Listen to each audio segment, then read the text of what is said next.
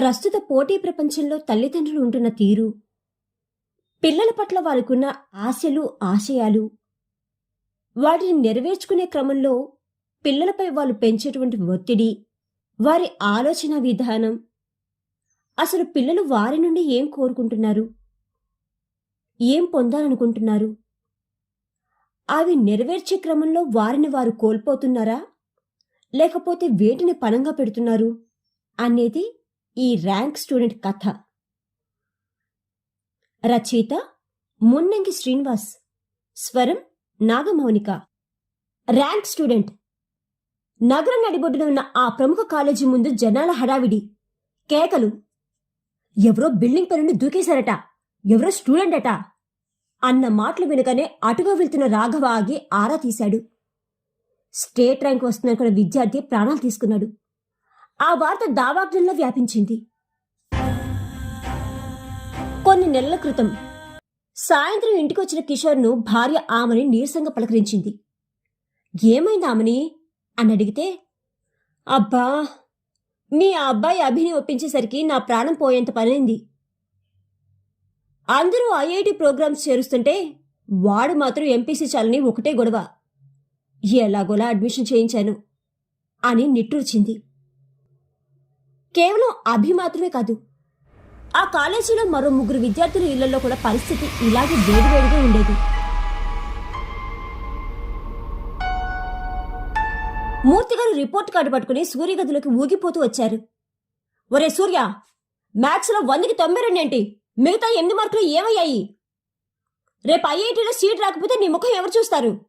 రేపటి నుండి నీకు సెల్ ఫోన్ బంద్, రాత్రి 2 గంటల వరకు చదవాల్సిందే అని హూంకరించారు. సూర్య తలదించుకుని మౌనంగా ఏడ్చాడు. కిటికీలోంచి బయట ప్రపంచాన్ని చూస్తున్న కావ్యను చూసి రాజేశ్వరి కేకలు వేసింది. అక్కడేం చూస్తున్నావు? నీ కళ్ళు పుస్తకం మీద ఉండాలి. అరగంట బయట వాకింగ్కి వెళ్తే ర్యాంక్ వస్తుందా? నీ ఫ్రెండ్స్ అందరూ కోచింగ్లో ప్రాణాలు పెడుతుంటే నీకు వాకింగ్ కావాలా?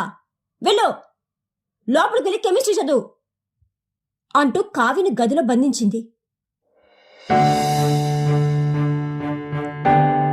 వెంకట్ తన కొడుకు అఖిల్ ముందు ఫీజు రసీదులు విసిరేస్తూ, చూడు అఖిల్, అప్పు చేసి నీ మీద లక్షలు ఖర్చు పెడుతున్నాను. ఈ ఇన్వెస్ట్మెంట్కి నాకు మెడికల్ సీట్ లాభం రావాలి.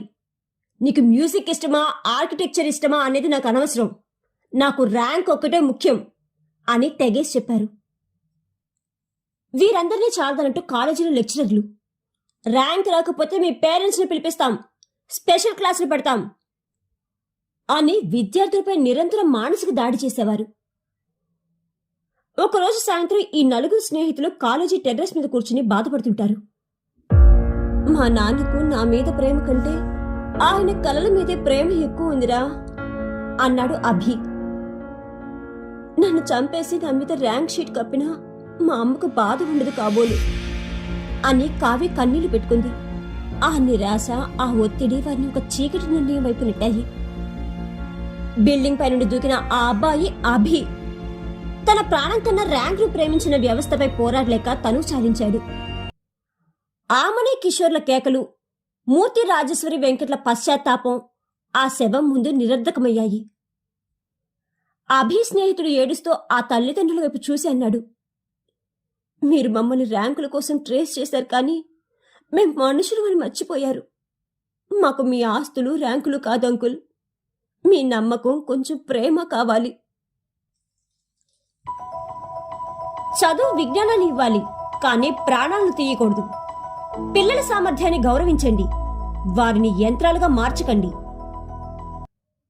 రచయిత మున్నంగి శ్రీనివాస్ గారు రచించినటువంటి ర్యాంక్ స్టూడెంట్ అనే ఈ కథ కనుక మీకు నచ్చినట్లయితే please like, share and subscribe to our channel.